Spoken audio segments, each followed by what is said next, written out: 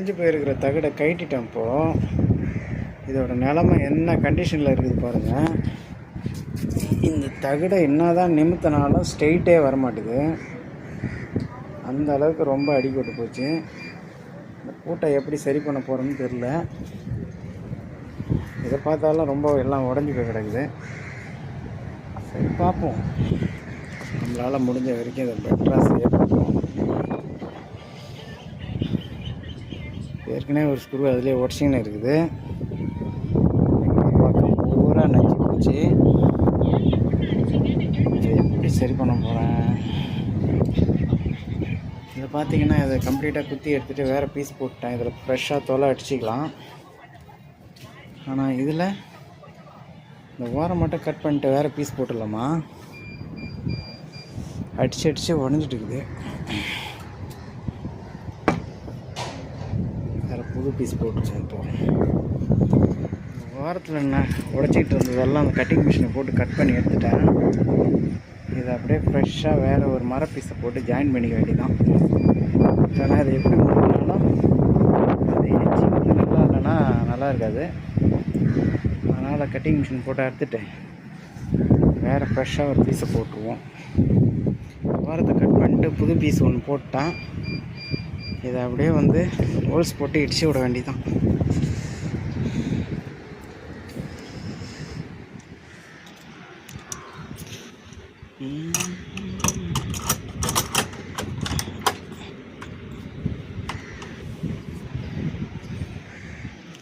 அவ்வளோதான். ஹோல்ஸ்லாம் ஆல்ரெடி கரெக்டாக தான் இருக்குது. அப்படியே ஸ்க்ரூ போட்டுற வேண்டியதான்.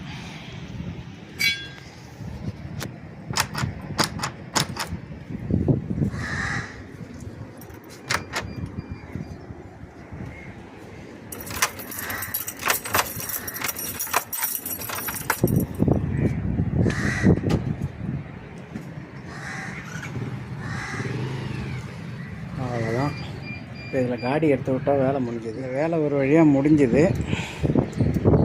பீஸெல்லாம் போட்டு முடிஞ்ச வரைக்கும் எவ்வளோ சரி பண்ண முடியுமோ சரி பண்ணிட்டேன். அந்த பிளேட்டையும் ஃபிக்ஸ் பண்ணிட்டேன். அது பார்த்தீங்கன்னாக்கா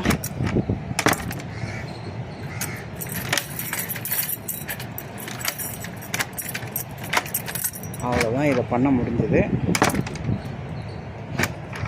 அடுத்தது இன்னொரு லாக் இருக்குது, அதையும் பார்க்கணும். இது கம்ப்ளைண்ட் இருக்கிற இன்னொரு லாக்கு. இதில் லாக் பாடியே இல்லை.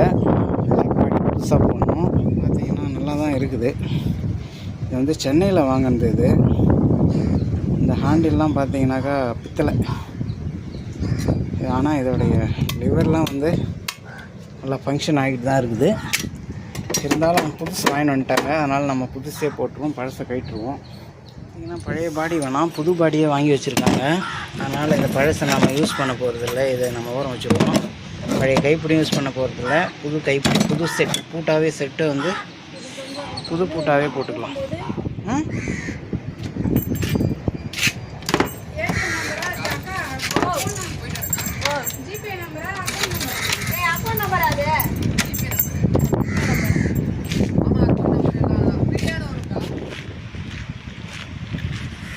ஹாய், ஹலோ, வணக்கம்.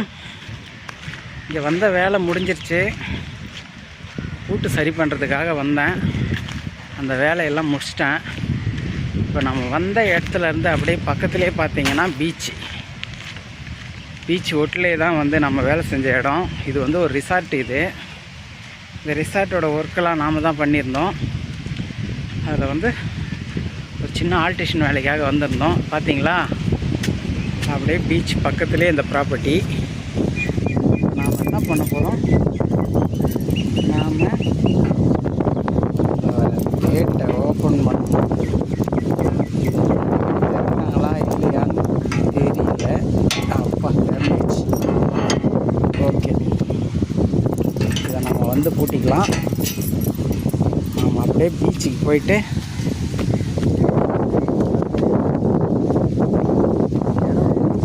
இருக்கும். இது இந்த இடத்தோடைய ஜிபிஎஸ் கோடு நான் வந்து போடுறேன். அந்த கோடை போட்டிங்கன்னா அந்த இடம் லொக்கேஷன், உங்களுக்கு என்ன லொக்கேஷன், எக்ஸாக்ட் லொக்கேஷன் தெரிஞ்சிடும். பாண்டிச்சேரியில் நரம்பை அப்படிங்கிற ஒரு இடம் தான் இது. ரொம்ப ரொம்பவே ஒரு அமைதியான இடம்னு சொல்லலாம். ஆள் நடமாட்டம்லாம் அதிகமாக இருக்காது. பீச் சைடு பார்த்தீங்கன்னா அப்படியே ரொம்ப ரொம்ப ஃப்ரீயாகவே இருக்குங்க. அதனால் எனக்குமே இந்த இடம் வந்து பர்சனலாகவே ரொம்ப பிடிக்கும். எப்போ வந்தாலும் இங்கே வந்து நான் வந்து டைம் ஸ்பெண்ட் பண்ணுவேன்.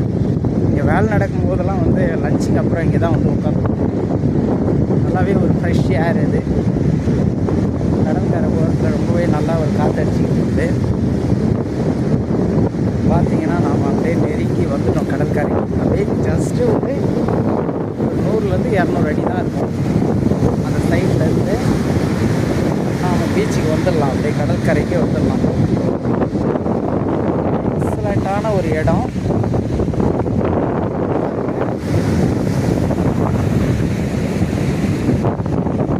அதில் பார்த்தீங்கன்னா அந்த எல்லோ கலரில் தெரியுது பார்த்தீங்களா, அதுதான் அந்த ரிசார்ட்டு.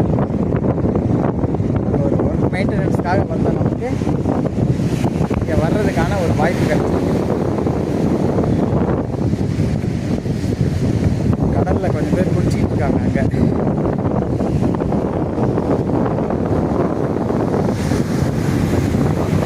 பீச்சுனாலே வந்து ஒரு பியூட்டிஃபுல்லான எக்ஸ்பீரியன்ஸ் தான்.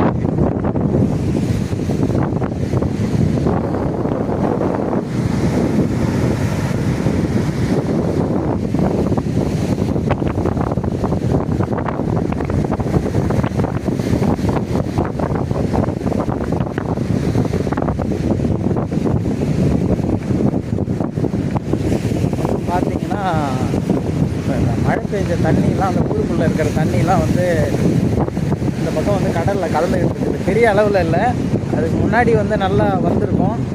இப்போ தண்ணியோட அளவு வந்து குறைஞ்சி போச்சு. பார்த்திங்கன்னா ஒரு சின்ன ஓடை மாதிரி இருக்குது. அந்த ஓடை வழியாக வந்து அப்படியே வந்து பார்த்திங்கன்னா கடலில் கலக்குது தண்ணி. பார்த்திங்கன்னா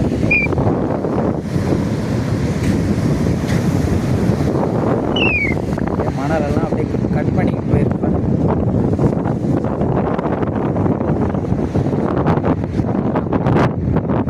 நல்ல தண்ணி தண்ணியில் கலக்கிற இடம்.